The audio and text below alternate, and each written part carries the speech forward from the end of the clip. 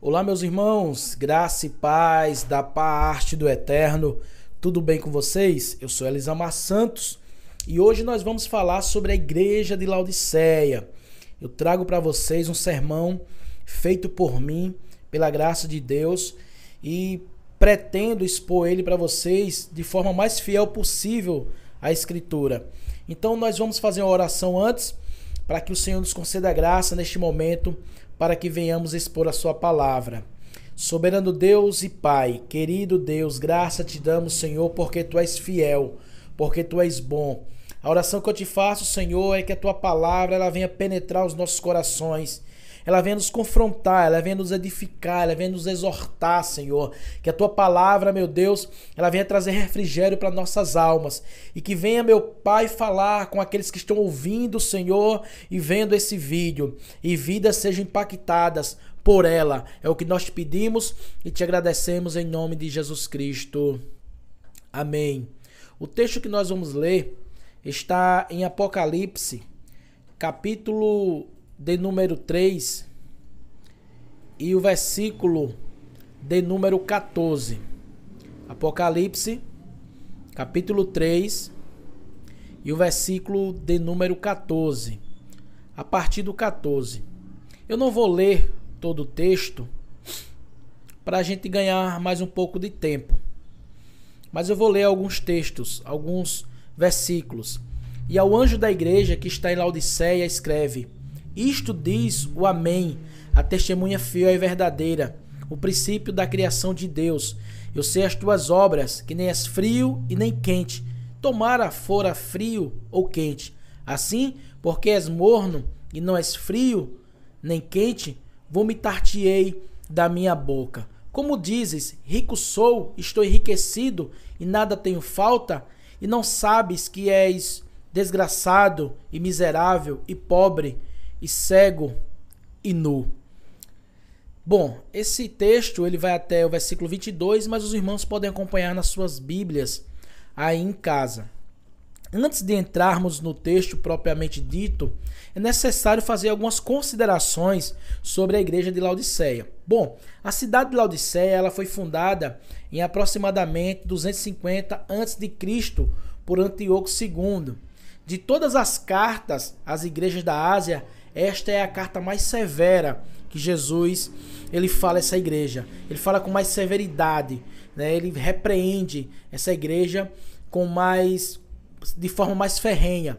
Bom, ela era um centro bancário e financeiro, por isso que ela disse que era rica, né? O comentarista William Hendrickson diz que Laodiceia era o lar dos milionários, ou seja, uma cidade rica, era um centro de indústrias e tecidos. E eu vou falar isso aqui sobre tecidos e daqui a pouco vocês vão ver porque Jesus falou sobre essa questão também de vestes. Era um centro médico de grande importância. Fabricava-se ali um famoso remédio para os olhos e ouvidos. Bom, a cidade de Laodiceia era famosa por fabricar um tipo de medicação. Uma medicação que ajudava a curar a doença dos olhos e dos ouvidos. Era um centro de águas térmicas. Era um centro de águas mornas, as pessoas iam para lá para se banhar. O interessante é que Laodiceia ficava próximo de Colossos e Hierápolis. Então Colossos tinha águas frias e Hierápolis águas quentes. E essas águas se juntavam em um determinado ponto e desaguavam em Laodiceia. Por isso que as águas se tornavam mornas. Então era um centro de águas termais, águas térmicas. É provável que o fundador dessa igreja tenha sido Epáfras, né? Paulo fala sobre Epáfras na sua carta aos Colossenses. Paulo enviaram uma carta a essa igreja e solicitou que os colossenses providenciasse que essa carta fosse também lida na igreja de Laodiceia, né? Aos laodicenses, e vice-versa. Ou seja, Paulo escreve uma carta para os laodicenses e pediu que essa carta fosse lida na igreja de Colossenses. E também que depois que essa carta fosse lida na igreja de Colossenses, ela voltasse para a igreja de Laodiceia. Então, com certeza, quem levou essa carta foi Epáfras, que dentro da história foi o fundador dessa igreja. Bom, depois dessas considerações, vamos entrar no texto, né? A descrição que Jesus faz de si mesmo como sendo amém tem a sua origem no texto hebraico do Antigo Testamento. O amém comunica a ideia daquilo que é verdadeiro, daquilo que é fidedigno. Então Jesus está dizendo aqui, olha, eu sou fiel, a minha palavra é verdadeira, né? Eu sou aquele que em mim não há mentira, né? Significa que tudo que Jesus fala é indubitavelmente verdadeiro, de modo que no final de Apocalipse lemos a afirmação: estas palavras são fiéis e verdadeiras. É por isso que Jesus, ele, no final do Apocalipse, dá essa revelação ao apóstolo João. Ele autentica mais uma vez que as suas palavras são fiéis, são verdadeiras, ele é fiel. Então, abrindo aqui um parêntese, eu acredito muito nessa aplicabilidade da fidelidade de Cristo sobre as nossas vidas. Apesar da nossa infidelidade, Jesus, ele é fiel conosco, né? Apesar da nossa incredulidade, ele continua sendo fiel à sua palavra, fiel aos seus princípios, fiel às suas ordenanças. Então o Senhor se autodenomina também origem, que no grego é arché, quer dizer, a origem da criação de Deus. Então, portanto, Jesus é aquele que gera e chama a criação de Deus à existência. João capítulo 1, versículo 1 fala sobre isso, Colossenses também, Hebreus também. Qual, pois, é o propósito dessa criação? Propôs-se a mostrar que Jesus Cristo fez todas as coisas e assim possui e controla todas as coisas. Além disso, todas as coisas foram feitas para servi-lo. A mensagem aos Laodicenses consiste em que o seu orgulho posto nas riquezas terrenas está no lugar errado, porque todas as coisas pertencem a Jesus, que é digno de louvor e glória. Então a gente vê hoje muitas pessoas se exaltando, deixando a soberba tomar conta do seu coração por causa das riquezas, por causa do seu patamar financeiro, assim como os laodicenses faziam. Por ser uma cidade rica, a igreja também era uma igreja rica, de pessoas ricas. Então eles diziam, nós somos ricos, nós temos dinheiro. Hernandes Dias Lopes falou uma coisa interessante. A igreja de Laodiceia era uma igreja que todos queriam ir, porque se fosse uma igreja contemporânea, era aquela igreja toda organizada, a igreja com ar-condicionado, a igreja bonita, organizada, com bancos acolchoados. Era aquela igreja que chamava a atenção de forma física, aparente. Então era a igreja que todos queriam ir para lá, né? Mas Jesus repreendeu fortemente, como a gente vai ver lá na frente. O que aconteceu aqui? No versículo 15, aqui a gente vê a falta de fervor espiritual, né? Então, na vida cristã, há 3 tipos de temperamentos espirituais.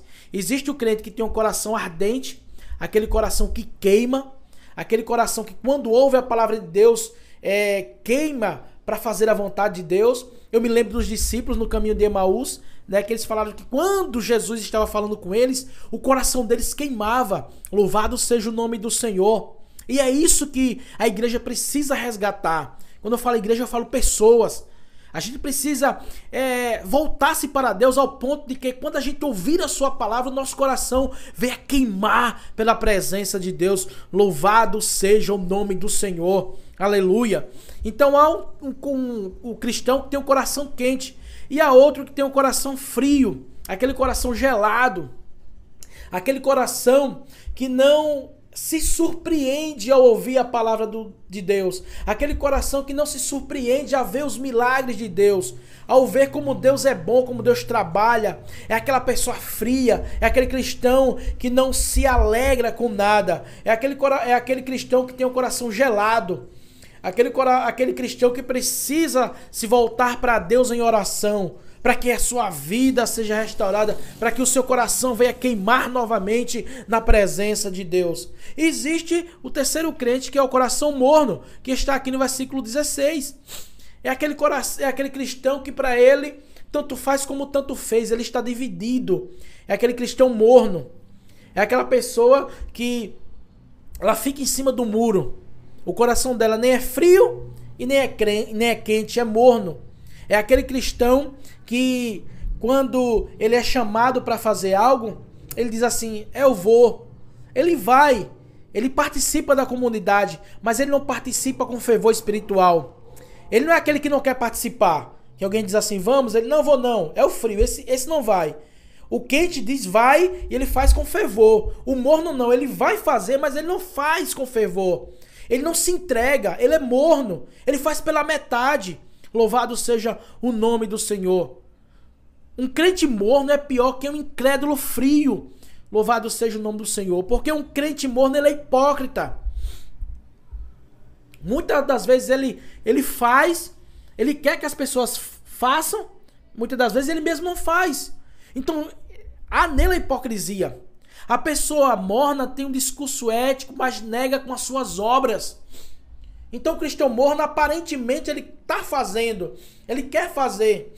Louvado seja o nome do Senhor. Mas ele nega com as suas obras, ele nega com a sua vida, ele nega com os seus frutos.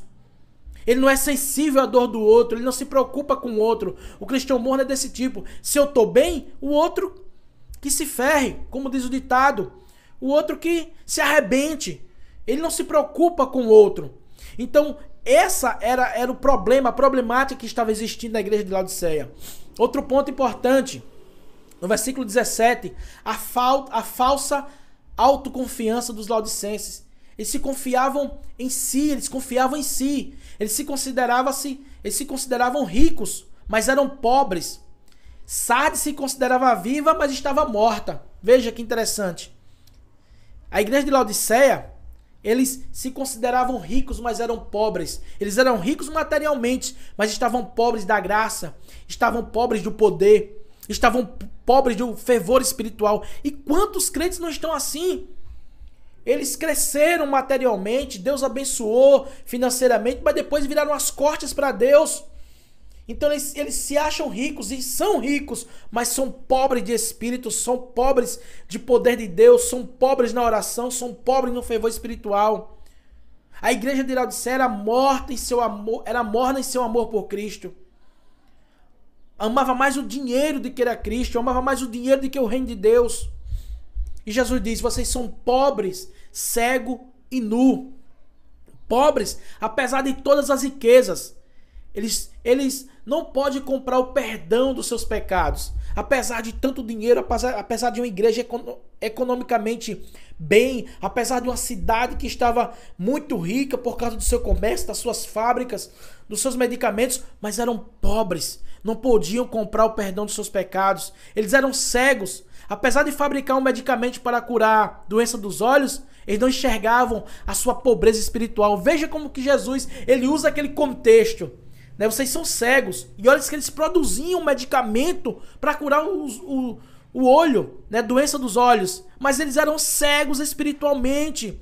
E quantos hoje não estão cegos espiritualmente? Quantos hoje estão cegos e não conseguem enxergar o quanto Deus é maravilhoso, é bom? Não conseguem enxergar o mundo espiritual, só enxerga o mundo material. Louvado seja o nome do Senhor.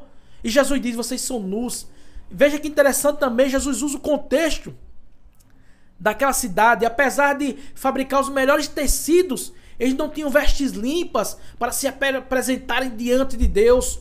Louvado seja o nome do Senhor. Eles se apresentavam com roupas bonitas em seus cultos. Aleluia! Mas não tinham vestes limpas espiritualmente. Quanto a gente não vê isso na igreja? Pessoas que se apresentam bonitas, mas as suas roupas estão sujas, as suas roupas espirituais. Louvado seja o nome do Senhor. Aleluia. No versículo 18, Jesus aconselha eles a comprar ouro provado no fogo. Isso fala do reino de Deus. Jesus disse, olha, compre de mim ouro provado no fogo. Fala do reino. Entrem no reino de Deus. Se entreguem.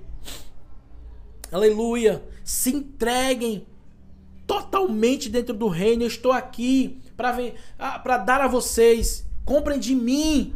Aleluia. Ouro refinado no fogo.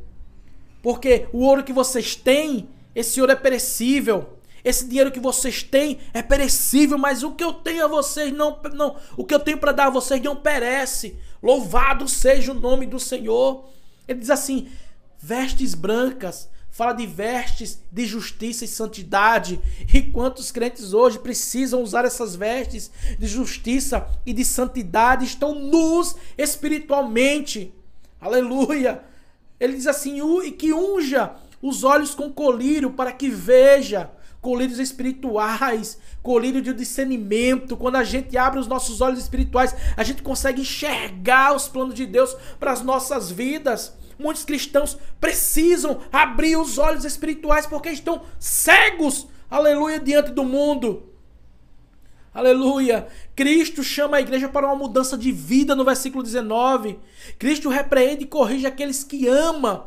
Aleluia. Jesus fala da pedra. Aleluia. Fala de arrependimento. Se arrependam. Louvado seja o nome do Senhor. Essa é uma mensagem atual para nós, para a igreja contemporânea. Aleluia. Cristo convida a igreja para ceiar com ele. Versículo de número 20, último versículo. Cristo está do lado de fora. Aleluia. O interessante é isso. No versículo 20, aleluia, louvado seja o nome do Senhor. Quem tem ouvido, ouça o que o Espírito diz às igrejas. No versículo 20, perdão. Eu estou à porta e bato. Se alguém ouvir a minha voz e abrir a porta, eu entrarei em casa e com ele cearei e ele comigo. Jesus está na porta, do lado de fora da igreja de Laodiceia. Aleluia. Convidando eles. Abram a porta, porque eu vou cear com vocês. Dei lugar para que eu possa operar na vida de vocês. Louvado seja o nome do Senhor. Aleluia. Essa mensagem é contemporânea para a igreja evangélica brasileira. Nós precisamos dar lugar ao Senhor para que Ele opere nas nossas vidas. Aleluia. Muitos crentes estão apegados à política, a ideologias políticas, tanto de um lado como do outro. Isso é apenas distração, meus irmãos. Nós devemos colocar em nossos olhos os colírios espirituais para enxergar as verdades de Deus. Louvado seja o nome do Senhor. Esta é a mensagem que eu quero trazer para vocês. Aleluia. Que nós sejamos crentes fervorosos, crentes com coração ardente que queima, não crentes mornos, não crentes frios. Louvado seja o nome do Senhor.